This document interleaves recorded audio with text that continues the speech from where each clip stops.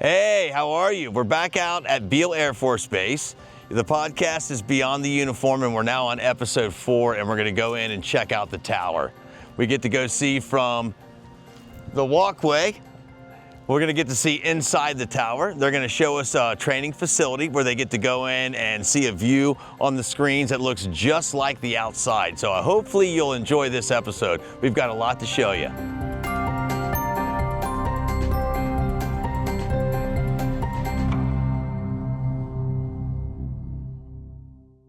So we're out here today, and I'm with Airman First Class Rankins, and we are up on, what do you call this thing? This is the catwalk? The catwalk around the tower. Yes. Yeah. So we're on the tower, out on the airfield, but we're out on the catwalk, which is right below it.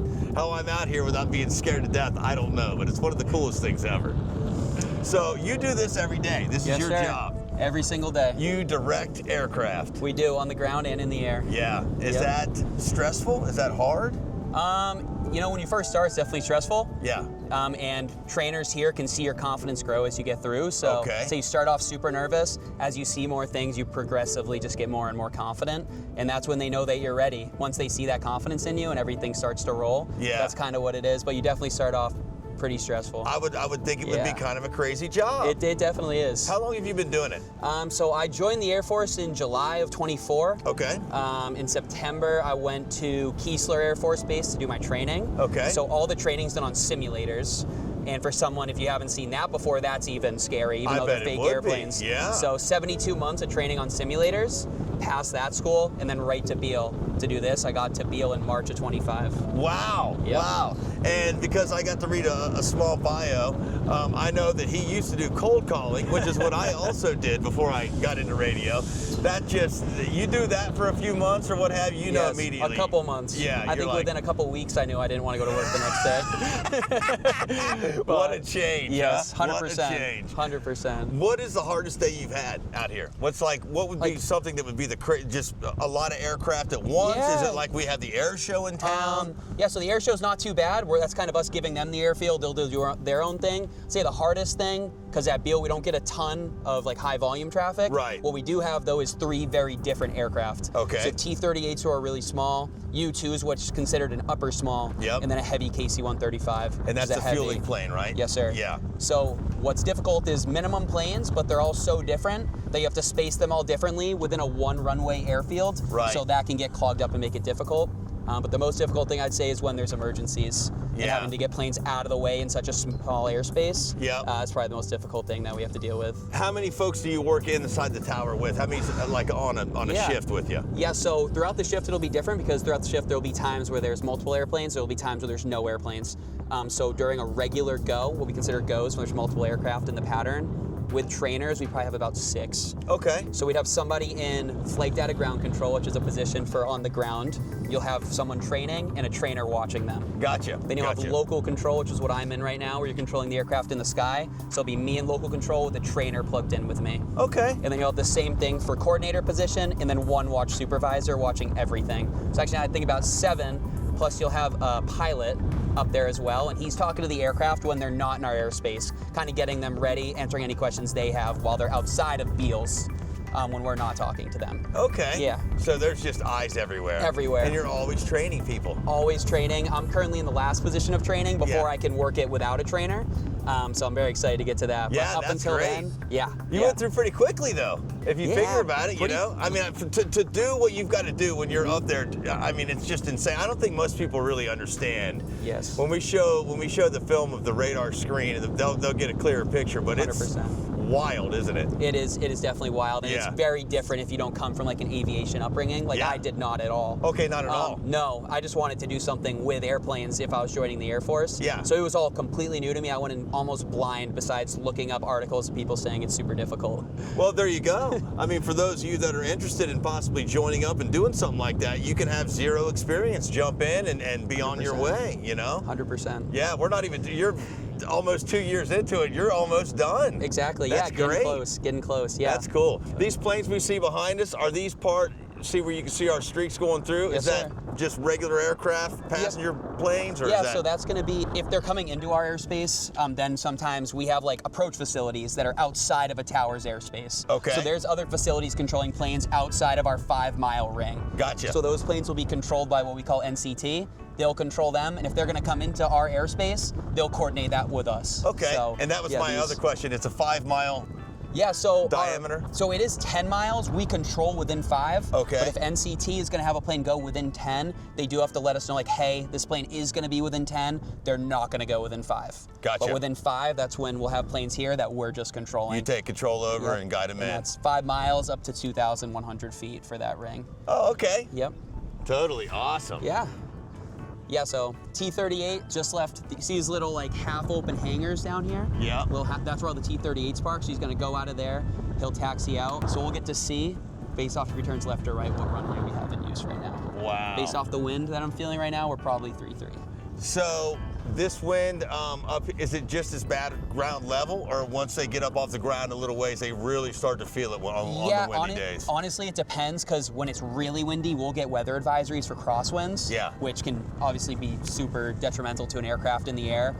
So from a ground perspective, I'm not sure. I'm never down there. Right. But You're always up here. Know, yes, sir. But we do know when it affects them in the sky. So yeah, like I say, he's going left, so we're gonna be runway 33. Awesome. We're runway 15 when the wind is calm. When you're not really feeling any wind, they'll be taking off this direction. Okay. But then if it's windy in both directions, we're kind of just trying to see which one aligns with the wind sensors more. Right. When we're deciding that. So he's taxiing, so this taxi lane all the way here, it's parallel to the runway, it's taxiway Foxtrot. Okay. So he'll take Foxtrot all the way to the end here, to the very end, which is taxiway Echo. And then he'll take off full length in that direction to the north. Do the T-38s need a good, because I know the U-2 gets going quick. You know, actually, the U-2 takes a while. Does it? It does. It took off pretty fast. Did it really? Yeah, man. So the U-2s will get on. We'll put them on the runway. The issue with the U-2 is the plane. It's the pogo sticks that we have. We have pogo sticks that hold up the wings. Yeah. So they have to go on there. They run all their checks with their mobile driver. So they'll do the checks with them. Then after, it's usually like 3 to 4 minutes, they'll take off. The pogo sticks will fall off.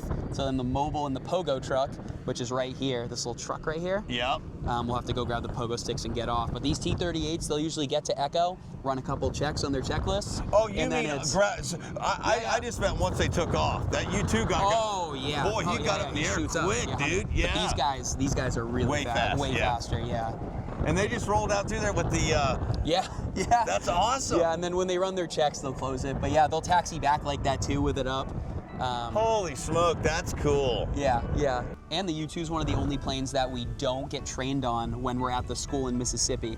It's one of the only airplanes that's not actually in the sim. Oh, so when we get here, we have an idea about T-38s, KC-135s. We have no idea about the U-2. Is that right?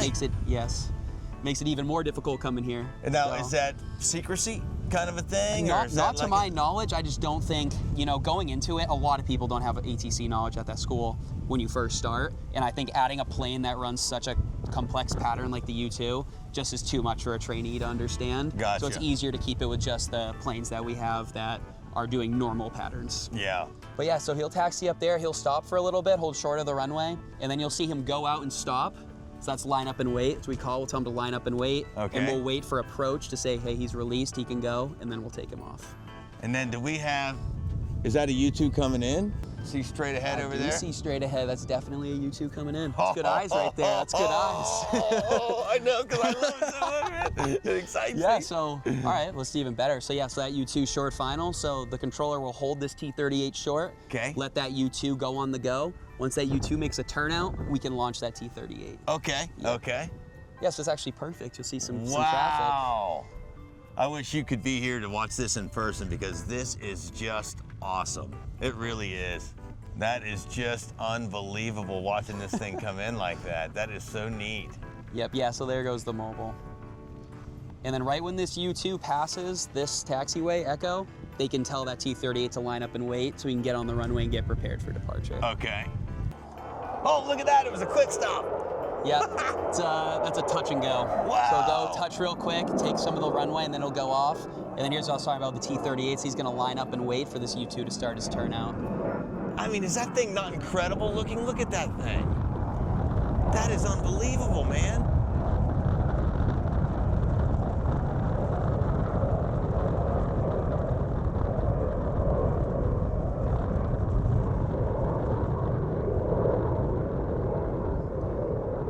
starting his turn now, so the controller's probably telling this T-38 that he's cleared for takeoff, and he can now go out. And then a certain amount of time, it's called jet wash, right? Is that what it is? If they get behind, if they get too wake quickly, turbulence. wake turbulence. Yes, okay. Sir.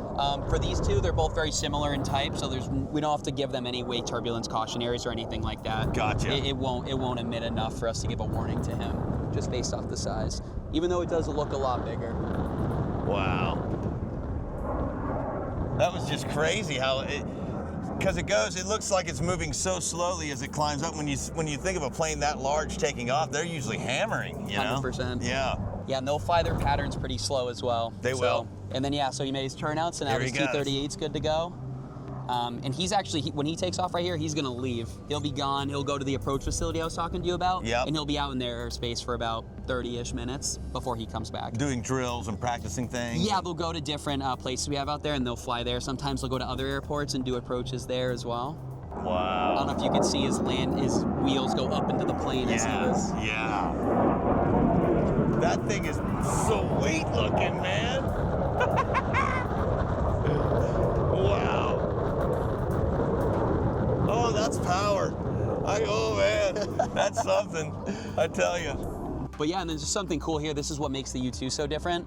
So right now, he's going over the runway right now. He's doing what's called the simulated flame out. So he'll start flying this way. Once he takes his turn, he's simulating that his engine is out. And he's gliding to the runway. Really? Yes, sir. So we'll see. Usually within the first third of the runway, they have to report that they're high key. That's just what the reporting point's called. We'll tell them to report low key, and he'll just start simulating that his engine's out. Wow. And just kind of a spiral to the runway. Just to make sure that they can do it if it does happen. Exactly. And these guys are, I mean, the U2 is very reminiscent. I mean, it is almost just like a glider, isn't it? Essentially. Yeah, kind of a lot of gliding. It looks like it. And that's what most of their approaches are when they're doing these, is just gliding down to the runway. Now, does it look like it's going slower because of its size, or is it just capable of flying at lower speeds? It can fly really slow. Yeah, okay, cool. Especially when they're going down final, like when they're coming to the runway, they're going extremely slow. Gotcha. In the downwind, they'll go faster when they're coming here to fly down to the approach end, but other than that, they're going pretty slow. Okay. And that's what can make it tough with, we'll see. Look at his spotter. we have a T-38 going through right now, too. Wow! They're putting a show on for us. Yeah, they are. Look at that. Man. Yeah, so this U2 will start taking his turn, and then he'll do the simulated flame out. Yeah, here he goes. Oh, wow, okay.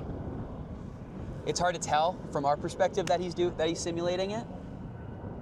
But yeah, then he'll just re-enter down here, he'll go, and he'll do a touch and go. So, in theory, they would just keep spiraling around until they got down lower, and then land. So for us, since it's just simulated, they'll just do one. So they'll come here, they'll go down, and then they'll get over here, and they'll come down. So just one spiral descent down. Yeah, yeah. And then once he does his touch and go, he'll go up, and he'll request something different from us, and we'll tell him to do that. Because he can do those simulated flame outs at different altitudes. So when he goes up, he'll request it at a certain altitude. Gotcha. And as long as we can accommodate, we will. And then you guys just kind of practice things throughout the day. Different things, try this, we'll try that, look at how this one works. We do a lot of the trying, which I'll show you guys on the simulator on the 9th floor. And then up here is where so this guy is gonna, we can tell this guy where to turn out. He can turn out in the first, third, half, end of it. But basically we wanna make sure that when he touches the runway, this U2 is at least 6,000 feet away from him and airborne. Okay. So that's why instead of breaking him close, we didn't do that, because then we wouldn't have had the space between him and the U2. Gotcha. So yeah, he'll go do his thing. He's perfectly spaced from him, so yeah. And then they'll stay on different sides of the runway.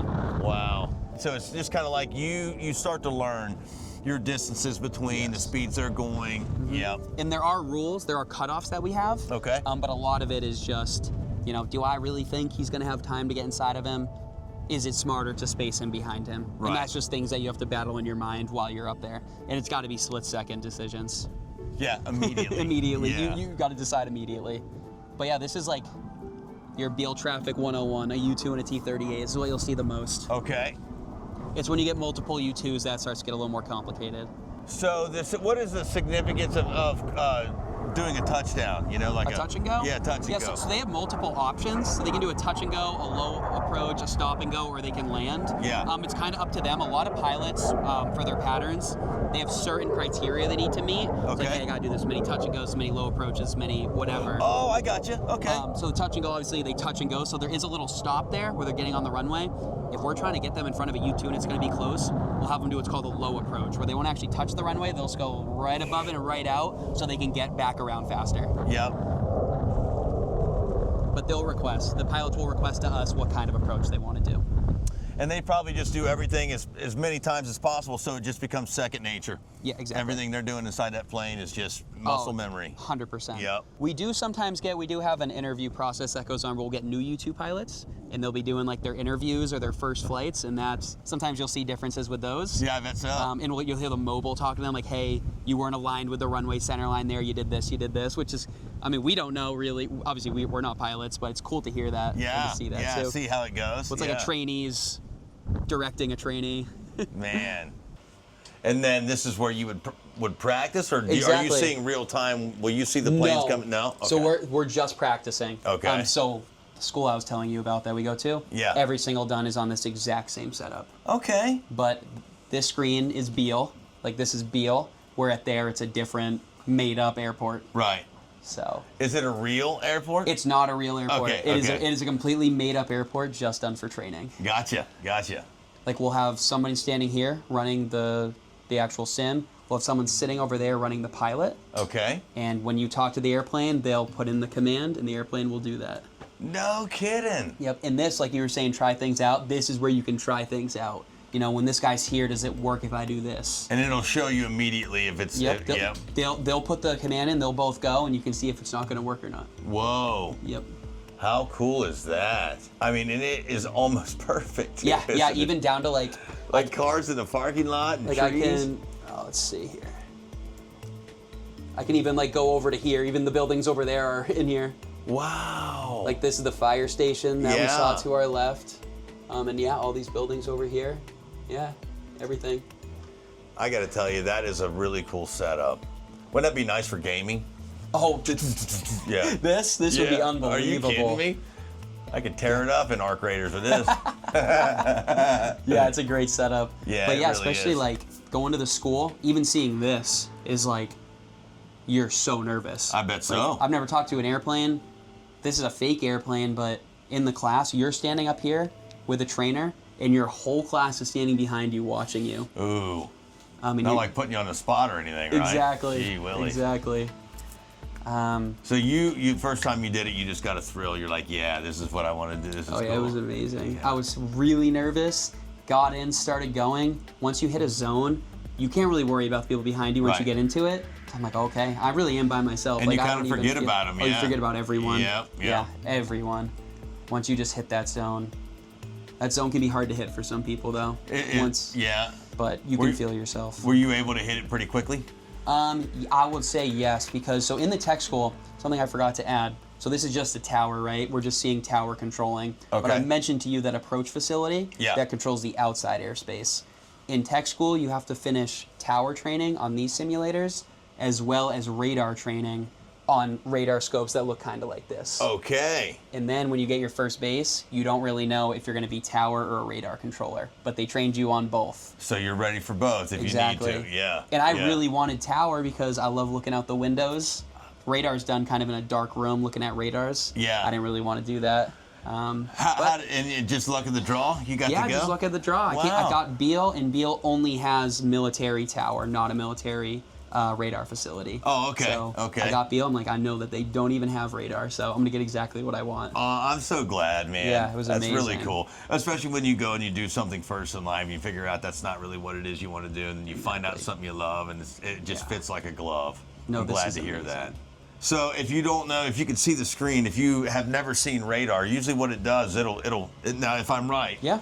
does it just circle, this being a main point, it circles like a circle? Yeah, And then- exactly. Yep. Yeah, so we'll have there'll be a circle here, and then there'll be little like blips, like Yep. little circles. Yep. That'll be the airplane. So it's just if there's a spot they're at outside of this space, Your we can't visual see 'em. range or what have you. Yes, we can have an idea of where they are here. And how far out does your radar go? So this one on here is going to go to 20 miles. Okay. We always have it set for 20 miles, but we can go out to 60. Okay, so if you we wanted can to. get out there if you need 100%. to. Yeah, I figured as much. We keep it at 20 because that's really all we need to control.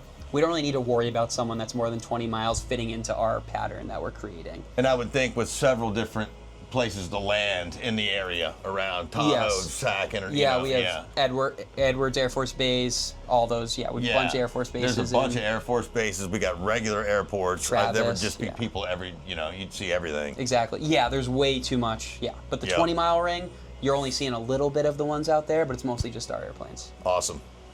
And yeah, we can see all that there. And then, all the weather, all that information that we get is all done through this, which is called the AFAS. Okay. So you can see, like, they'll show the the runway that's in use, the winds. Upstairs, it'll be a lot more in depth than this one is right here. But right here it says weather, so we'll have all the weather that's going on. Okay. Any rain, any winds, anything like that. So it will set your scenario up for whatever you've got. Yeah, exactly. Yeah. And then we can adjust it. If it rains, this RSC says it's dry right here because it's dry. But if it's wet, we make it wet. Everything can be adjusted in that. Do you, just for fun, sometimes turn it up? Get high winds, just make it like a crazy scenario? Oh, in this? Yeah. You can. Yeah. It's actually a good idea. I love how your mind thinks. We have not done that. You've not done that?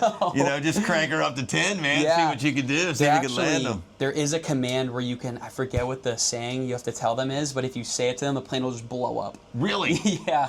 You'll just see it in the air and it'll just go into fire. See, that's what I'd be doing. Exactly. You can make it so like crazy things are falling out of the sky too. Yeah. That is. What a cool job. I got to tell you, I've had so much fun here today. It's just awesome. Yeah. These guys? Oh yeah. That's a plane, right? Yeah. So so these aren't done extremely specific. What's a good one? This one looks decent. Actually, no. Let's do this one. So every time we get a plane,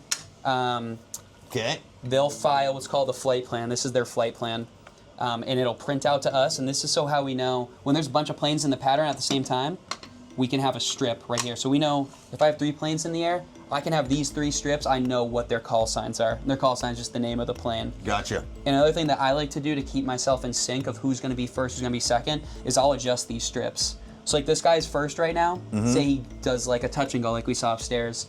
He'll go on the go. He's no longer first now. So I'm like, okay, he just did his thing. I'll put this here. I know my sequence is this. I think I would do the same thing. Yeah. As it gets busier, sometimes that's hard to do.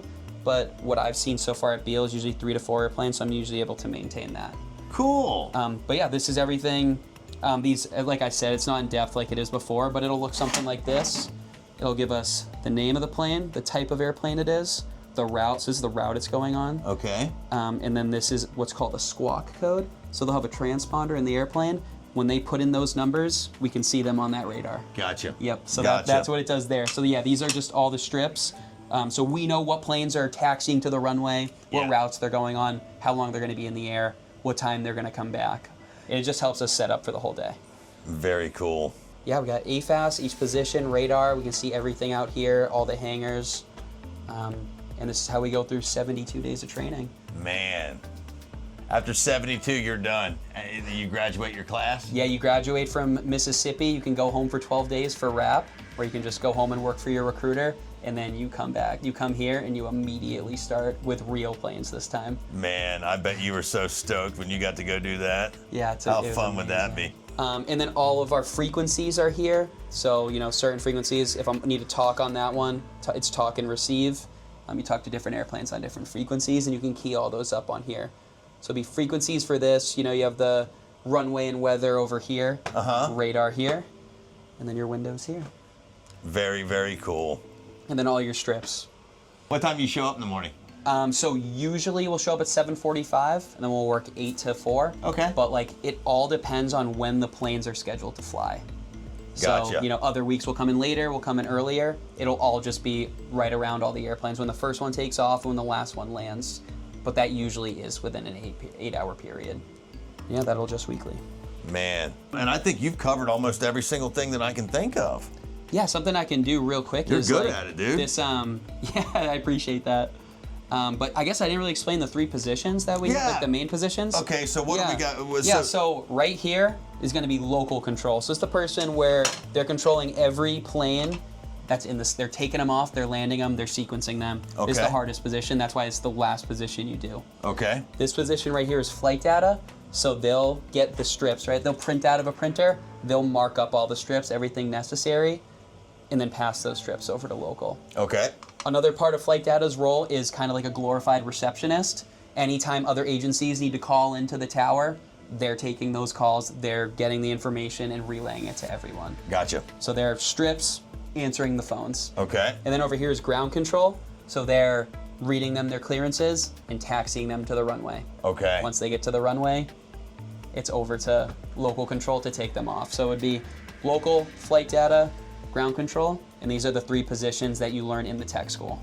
All right. As you get to your base, sometimes there'll be more positions depending on where you're at, but this is what you're trained on in tech school. Where do you start? Center? Yeah, so you'll start at flight data, Yep. go to ground, go to local. Go to local. Exactly. Yep. And that's how it'll be when you get to your first base. Once you Awesome. get fully rated here, you can do it without a trainer. You'll go to here. Without a trainer, you'll go here. Once you finish that without a trainer, you're done. You can do everything without a trainer. Man. And you think 70 days, that's not long. 72 academic days. That's not long at all. not. You know, it's No. like when you put that into perspective, that's 2 months and like 10 days, you know, and Exactly. it goes very, very fast, I'll tell you. A lot quicker than you would think it would. And then you get thrown out into the mix and you're like, oh, did I learn enough? You know? Exactly. Yeah. Yeah, it's the baseline there, but the baseline for ATC is a ton. Yeah. So even learning like the minimal there, when you first are hearing it, you're like, there's no way I can do this. Yeah. But it becomes simpler, and then you get here and you're like, wow, they barely taught me anything there. But at the time, you thought it was crazy. And then so you just gain so much more knowledge once you actually got here. Exactly. Yeah. Yep, way more. I think a lot of us think when you think of a flight controller, you think someone up in the tower. I don't know. What's a movie Pushing 10, I think, was an Yes. old movie I saw. Remember We have that? a poster of it on the second Billy floor. Bob Thornton? Yes. Yeah. When you see movies like that and you see the craziness that's inside, you just think, oh my gosh, how do these guys do that? Yes. You know, guys and girls do that. 100%. It just seems so wild. And of course, that's for, you know, airports, but then you take it here to a military base and it's so much more serious. I mean, Yeah. you think about that. Yeah. We appreciate it more than you guys know. Yeah, I tell you what, brother, guys. we really Thank you. do. Thank you. Hopefully you enjoyed that. We're about to take off from Beale Air Force Base. This was our episode number 4 in Beyond the Uniform. If you know anyone that you'd like us to go and talk with, let us know. You know, we'd be interested in going and checking it out. We're going to come back out to Beale again and film a few more of these because there is just so much stuff to show you guys. As you got to see inside there, that was one of the coolest things I've ever seen. I'm scared of heights, but I went up there for you. You know, I did that for you. It was really neat watching those planes come in and land like that, though, wasn't it? And so that you can go and check out all of Team Beale's socials. We're going to have everything linked in our bio below. So that way you guys can go and check it out and see for yourself. Thank you so much for watching. We'll have another episode for you soon.